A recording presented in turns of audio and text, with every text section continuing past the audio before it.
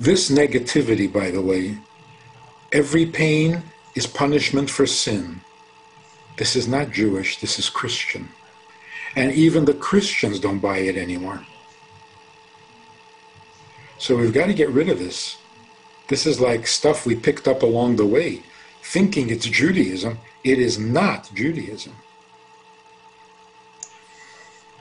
In fact, you know, we use the expression, God is brought to tears, tears of nachas and pleasure.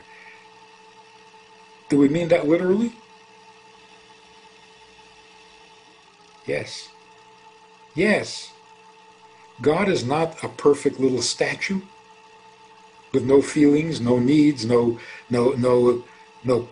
pain, no pleasure. That is not Jewish either. That God is too perfect to bother or be bothered, that's not Jewish. That's not written anywhere in the Torah. That's another religion. The Torah tells us right from the beginning.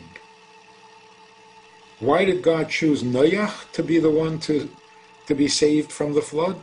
Because Noach found favor in God's eye. Is that a little too human to attribute to God? No. We have a little bit of godliness, so we also have feelings. But he has the real thing. We're just a copy. So if we have feelings, if we have sentiment, if we can cry from good news, certainly he can. My rabbis, they taught me that everything that you just said is kfira. Everything you just said is heresy against Hashem. Why? There's no such thing as mistakes. If HaKadosh Baruch Hu allowed my leg to be cut off, it was the right thing to do. Maybe they made a mistake, but HaKadosh Baruch Hu does not make a mistake. Why? We learned from Gemara Masechet Chulin, page 7b.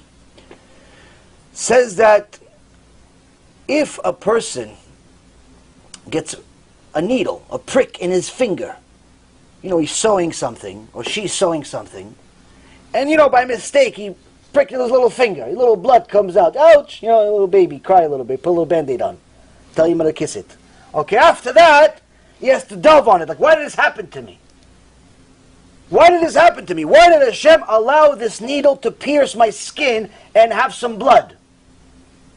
He's actually supposed to be asking a much deeper question. What's the question? Not why did this happen only, but how long did it take the Bet Din in Shamayim to review, to analyze, to conclude that I deserve this? Why? Because before every little prick goes into a finger, before every little pain that you have in your life actually gets decreed from heaven, there's a Bet Din in Shamayim that has to decide, guilty. Let it happen. So the rabbi tells them, before they decreed in Shamayim that I have to lose my leg, you know how much they reviewed? They reviewed my whole life. They reviewed your life. They reviewed his life. They reviewed everybody's life. Why do they review everybody else's life? It's only my leg. Because HaKadosh Baruch Hu has a system of reward and punishment. The reward and punishment is not only on the person that's directly affected, but rather on the people that are indirectly affected. Meaning, before he cut my leg, he decided, let's see, he deserves it for whatever he did to lose his leg. But what about his wife that's going to suffer also? What about his son that's also going to suffer? He's not going to be able to play with him anymore. What about his wife that's going to have to take care of him?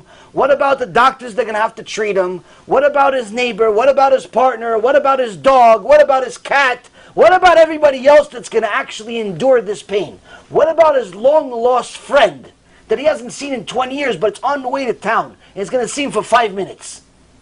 When he sees him for those 5 minutes, he's going to feel bad about it, that his friend from 20 years ago lost a leg.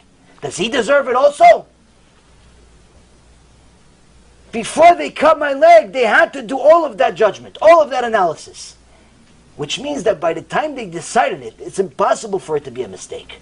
The only reason we think there's mistakes in the world, like, oh, it shouldn't happen to me, it can't happen to me, I can't believe it's happening to me, all these types of things that people say, is simply because we have one-dimensional vision.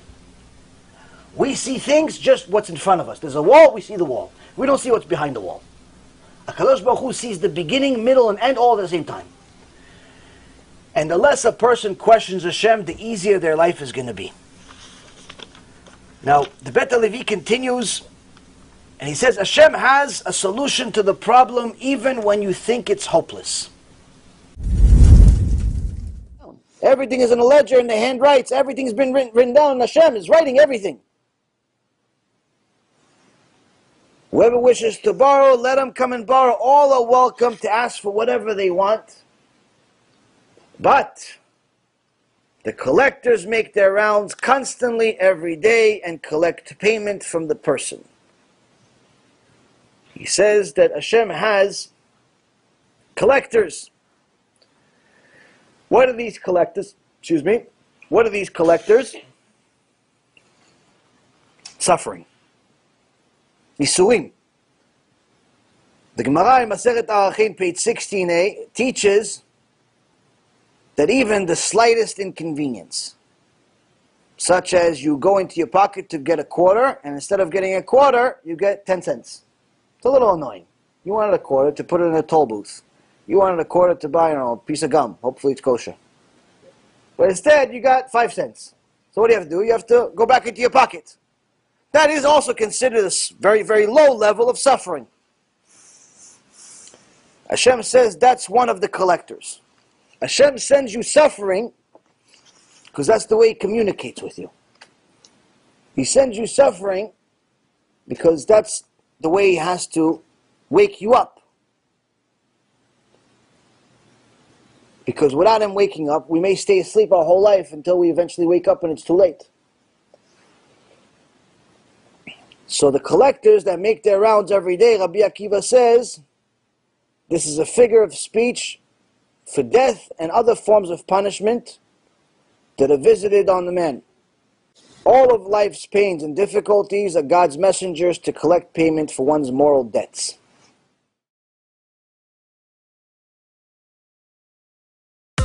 The greatest investment that a person can possibly do is to invest as much as possible into Cube. I urge you to open up your heart, open up your wallet, support this incredible cause.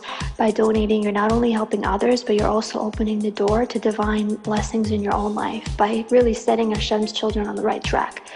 Let's make a difference together, one person at a time.